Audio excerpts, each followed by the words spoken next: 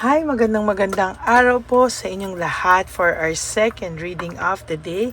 Tingnan naman po natin kung ano po ang makikita natin ngayong araw na ito for our second reading of the day. I hope na napanood nyo na po yung ating first reading of the day kanina na live. And bago po kayo dito tumakbo sa ating second reading of the day, kamusta po kayong lahat, no? Sana po ay nasa maayos kayong kalagayan at ngayon po ay araw ng Biyernes, a very very powerful day for each and every one of us, no? So I hope na nabigyan po kayo ng linaw, no, sa ating first reading at ngayon ito po ang continuation ng ating second reading.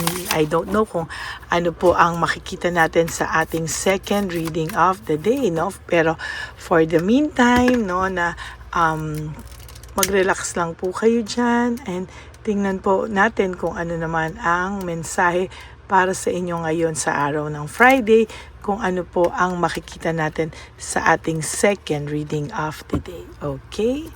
Tingnan po natin. Sabi ko nga po, I'll try to have a live session. Hindi ko lang po alam kung anong oras ulit, no? But gagamit po ako ng mga bagong insenso. Okay? Pili na po tayo ng 20 cards.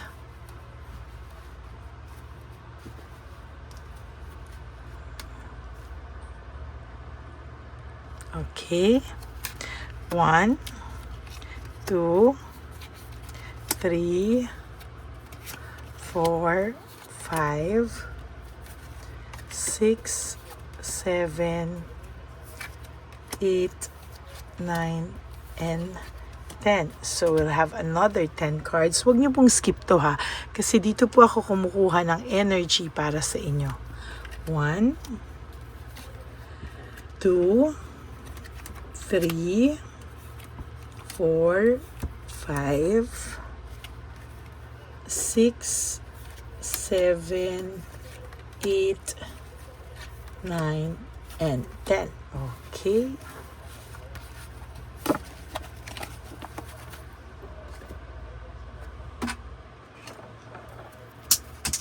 Ay, may nahulog. Okay. Parang gusto kong gawing 25 cards. Parang gusto ko pang dagdagan. Ay, hindi. Sa ibang cards na lang. Tama. Okay.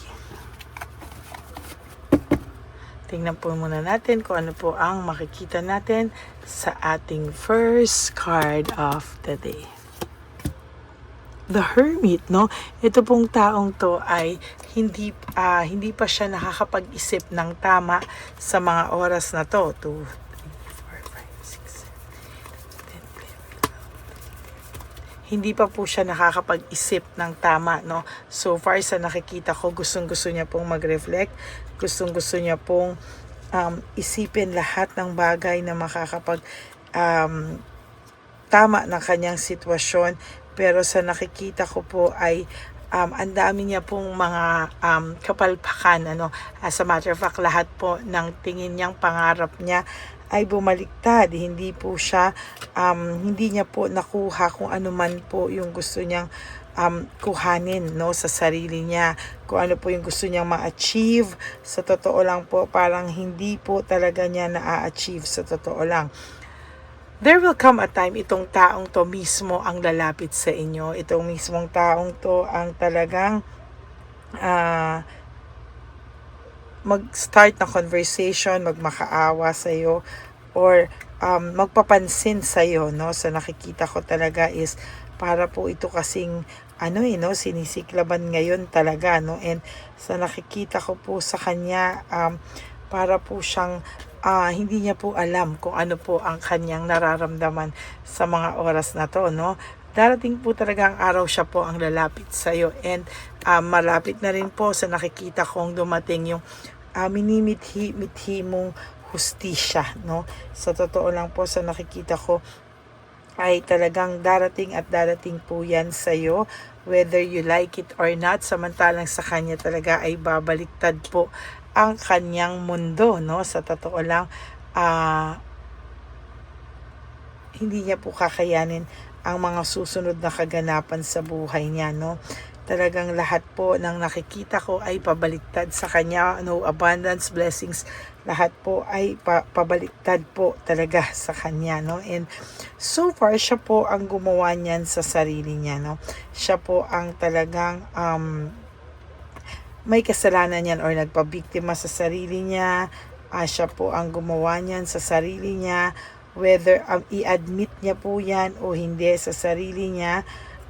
Ngayon niya po naiisip lahat po ng magagandang samahan na meron kayo.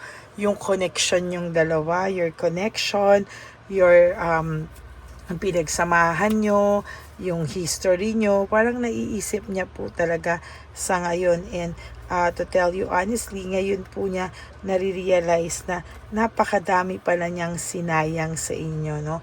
Para na nga po siyang talagang hindi niya po alam kung ano ang gagawin niya, no?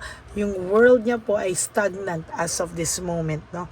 Talagang siya po ay nahihirapan at hindi niya po alam kung ano po yung mga susunod na kaganapan sa buhay niya. Parang yung world niya po ay naging stagnant po, yung hindi po nagmo-move forward, no? Umiikot lang po yung kanyang mundo sa parang nakatigil lang yung kanyang mundo, no? And as a matter of fact, hindi niya po alam ang kanyang gagawin. Gusto niya pong magkaroon ng new beginnings like you. Ikaw po ay nagkaroon ka na po ng endings and new beginnings. Magkakaroon ka na po ng new beginnings. Nangangarap din po siya somehow na ganyan po, no, na maisip niya sana na lahat ng mga nangyayari sa'yo, na feeling niya po nakaka-move forward ka na sa buhay mo, gusto niya rin po makipag-compete sa'yo na parang lahat yan ay kinakaya niya rin at lahat yan ay mangyayari rin sa kanya or mauuna siyang mas maging maganda sa buhay mo. He or she is competing with you, no? And hindi po siya makapag-desisyon. As a matter of fact, ito pong taong to ay nahihirapan sa mga nangyayari ngayon sa buhay niya, no? And hindi niya po alam kung bakit po nagkakaroon ng ganitong pangyayari sa buhay niya, na kung saan pakiramdam niya po ay parang siya po ngayon ay kinakarma, no? Dahil sa, ayan, no, kaaway niya po ngayon or may hindi sila pagkakaunawaan ng person mo, and yung person mo po sa totoo lang somehow is at yung ng person mo ngayon o yung karibal mo o kung sino man ang kasama nito sa buhay ay hindi po nagkakaunawaan. There's argument, no? Ng kakumpetensya mo, and lahat po ng tao na nasa paligid nito right now is talaga pong sasabihin ko sa iyo may hindi pag-uunawaan, ano? Aray, the tower, no? Ang tower po na ito sa iyo ay tapos na, no? Yung tower po sa iyo ngayon ay pabaliktad na. Wala ka na pong mas magrabe pa po sa mga naranasan mo, patapos ka na po, samantalang siya ay pasimula pa lang po, no? He or she is trying to isolate, no? Sabi ko nga po sa inyo, kung ang person nyo ay babae, so she, no? At kung ang person nyo ay lalaki naman po, so yun po, no? Hindi po ibig sabing lalaki lang ang binabasahan natin or babae lang ang binabasahan natin. Ang binabasa ko po is about your person. So, ibig sabihin, kung yung lalaki po ay person nyo po ay babae, babae po yung binabasahan natin. Okay? So, he or she is trying to isolate him or herself sa lahat ng tao sa paligid niya dahil ayaw niya po muna ng stress, no? And sa nakikita ko po dito, no, meron po siyang 10 of Wands. Ibig sabihin po nito, yung responsibility po niya ay nagiging burden na sa kanya, parang pabigat na sa kanya, no? Nahihirapan na po siya, pero wala po siyang magawa because yan po yung ginusto niyang buhay, no? Yan po yung choice niya. The Sun in reverse is about sadness, depression, ano? Unhappy, no? Unhappy, and ang dami niya pong lungkot, sadness, loneliness, depression, frustration. Yan po, yan talaga, no? And sa nakikita ko, marami po talagang hindi magandang pangyayari sa buhay nito, no? And so far, siya po ang gumawa niyan sa sarili niya, self-victimization. Siya po yung may kasalanan kung bakit siya na ganyan. Siya po yung nag-trap sa sarili niya sa ganitong klaseng relasyon, sa ganitong klaseng buhay. And yan po yung hindi maganda sa nakikita ko sa kanya. No, the devil, no, talagang natukso po ito.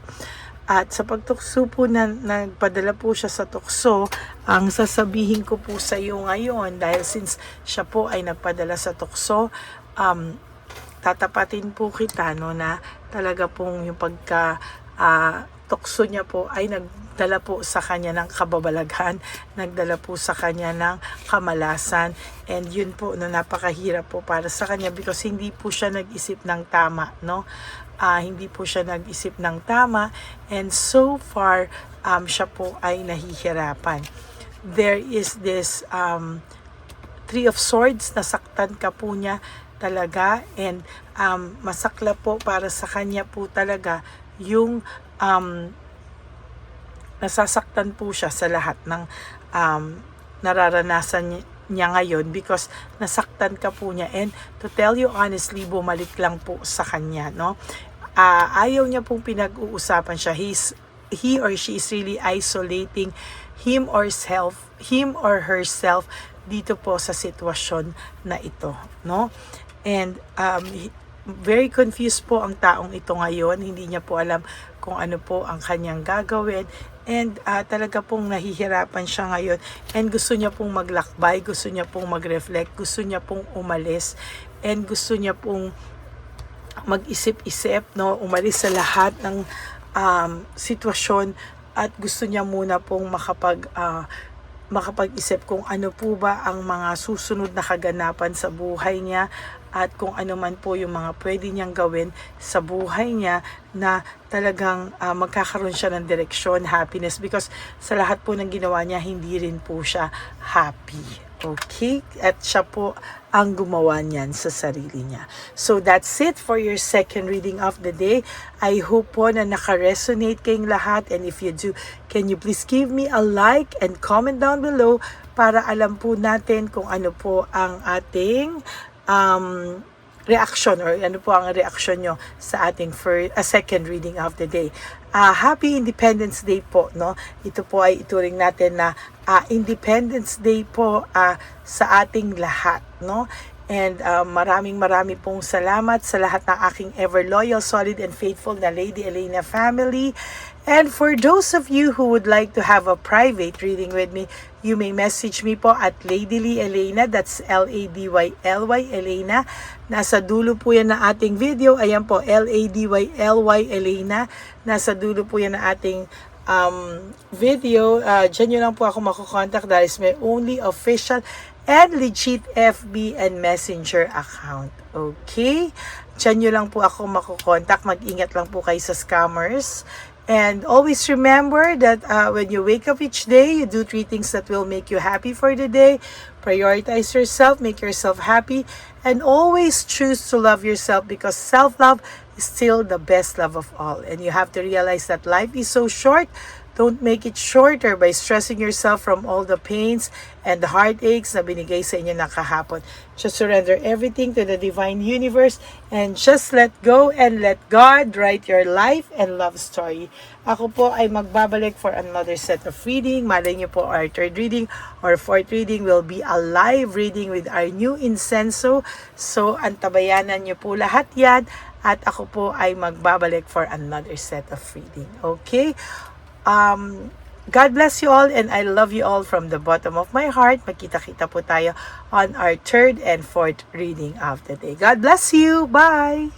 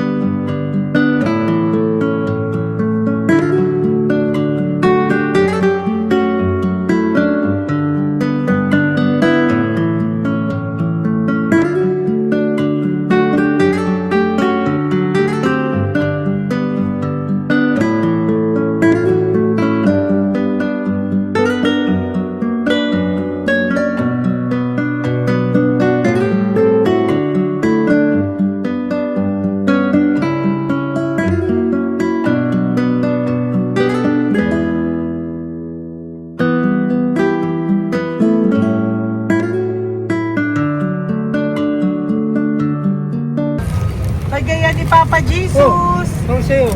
Ito pa no. Go ahead. Pera. Wala na, that's it? Ito po pera. Ito pa pera, oh. Bigayan ni Papa Jesus. Kain mo yan, ha? Wala ka na. Okay lang kami. Para sa iyo yan, para sa iyo. Yan ang isip niya. Pagkain mo yan, ha? Saan ka pa? Bye-bye. Yung pagkain mo kunin. Bakit? Taga po, may bibigay lang po kami sa'yo. Bigay po ni Papa Jesus. Yan, para po sa'yo yan. Ingat po.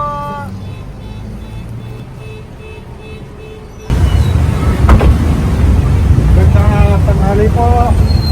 May bigay po si Papa Jesus sa inyo. Salamat po. Ito po. Salamat po. Tigisa po kayo sa Ampaw. Thank you po. God bless po, nanay. Apo. Pangalaman po. God bless.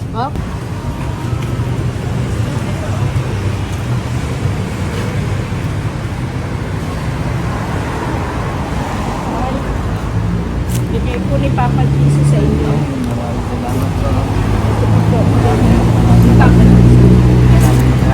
God bless po.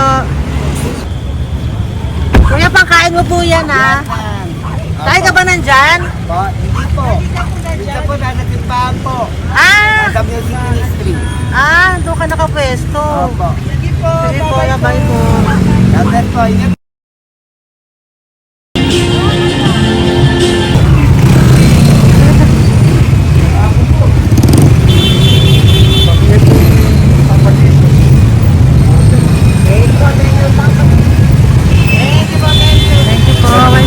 Meron pa eh. Bigay po yung Papa Jesus. Yun.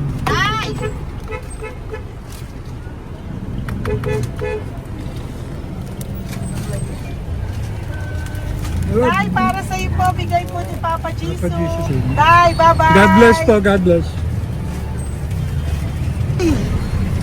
Para sa iyo po, bigay po ni Papa Jesus. Ayan po, bigay po yan sa ni Papa Jesus. Thank you po. Amen.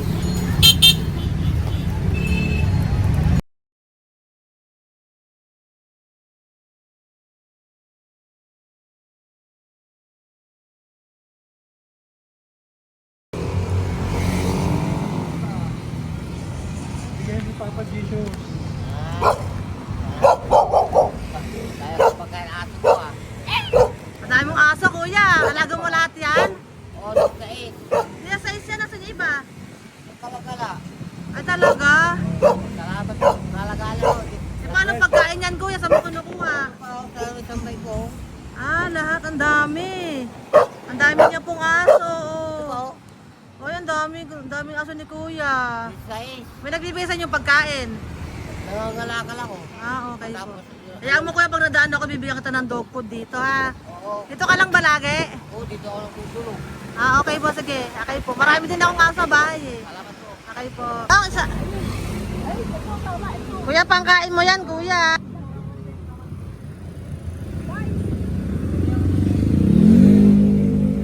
Nangangalakal ka, kuya? Sige po, thank you po. Maraming salamat, ma'am. May pagkain ka, nanay. Sa hirap ng buhay ngayon. Ba't nandito ka, nay? Tagasan ka ba? Yung arthritis ang sakit ko eh. Tagasan ka ba, nay? Sa plan, plado eh. Sa Pladway. Oo. Okay po.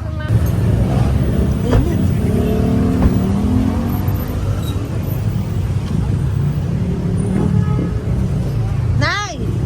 Bibigay ako sa'yo. Natandaan mo na ako. Ito. Hapon po. Si tatay. Si tatay. Thank you, Nay. Bye po.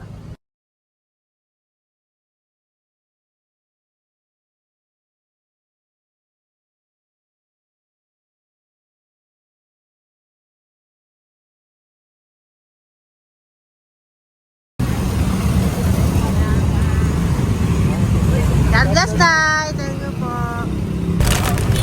Pabigay po. Bigay po ni Papa Jesus. Salamat po.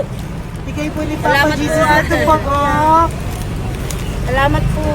Bigay po ni Papa Jesus. Ito pa po. Salamat po, Tay. Salamat po, tita. Bye-bye po.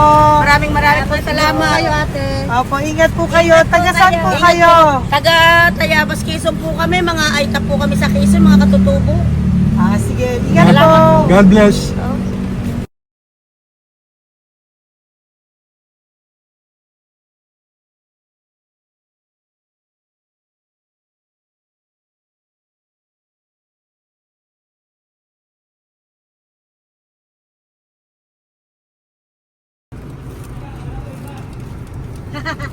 Tay, Tinatawag niya bigay po ni Papa Jesus. Thank you po. Ayan po. Sobrang Ang sipag mo naman, Tay. sipag nyo naman po. Kanina po kasi taglagas ngayon, taglagas. O, pang merienda nyo po yan, Sige po, ha? salamat po sa inyo. Tapos yung road bags po, Kala ko uwi sino nyo po. binubusinahan niya eh. Sige Sige po, na bye-bye po. Sige po, salamat po. Bye-bye.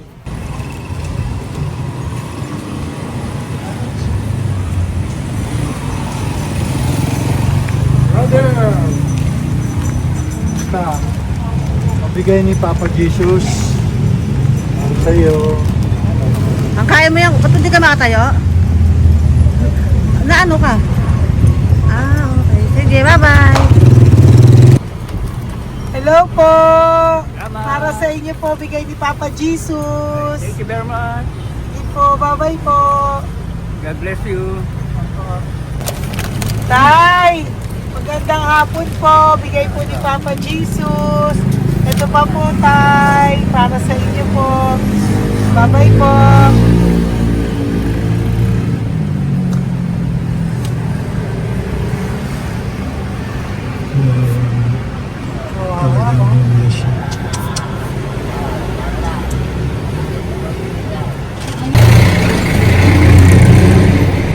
Ate. Ano lang, baka maano siya.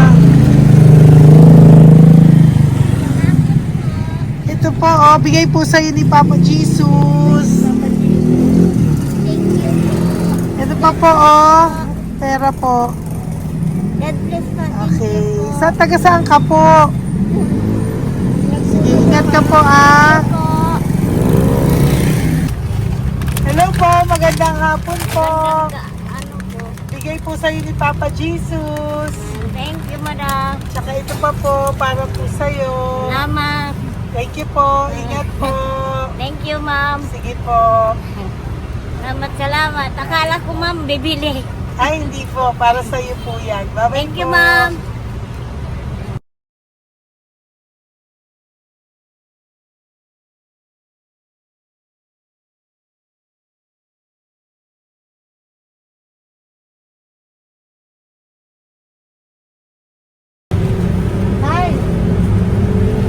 Hirap na hirap. Bibigay po ako ng uso. Hirap na hirap Dito siya. po tayo, dito pa kabila. Hindi mo siya lies pa yan. Kawawa naman. Tay, magandang araw po. Oh Lord. Bigay po ni Papa Jesus. Ay, ito po, ano, pandagdag po. Dagdag po. Bigay po ni Papa Jesus. Thank you po. Thank you po. Kawawa naman. Diyos ko, hindi na siya makaano ko.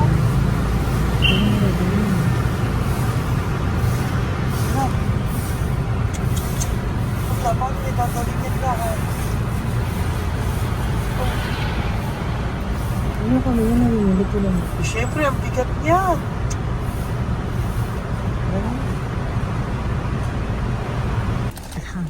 Tayo, bigay sa'yo ni Papa Jesus. Sige po, ma'am.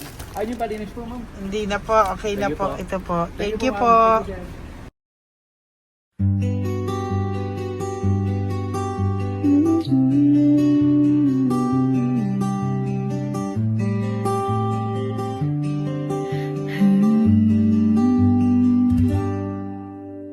Nasa panahon ako ng kalungkutan, panahon na hindi ko alam ang gagawin.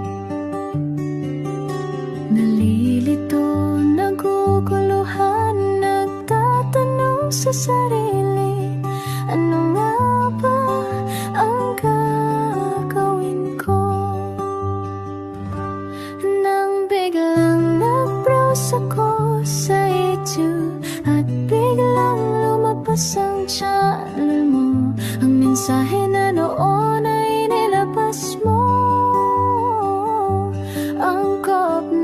Angkop sa nadarama ko.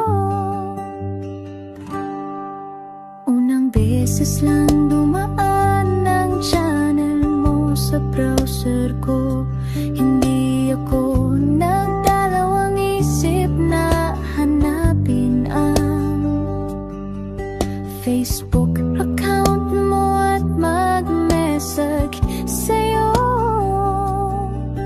Agad ka naman sumagot sa mensahe ko. Hindi ko alam ang damdamin noon dahil parang may sumungaw sa aking pag-asa. Nang kaliwanagan sa dilim ng gabi, dumating ka, ikaw ang sagot sa panalangin. Salamat dumating ka at nakilala kita, Madam Elena. Nabago mo ang pananaw ko. Noon ay malabo, ngunit ngayon ay may linaw na tinatahak. Salamat sa Diyos, ikaw isang anghel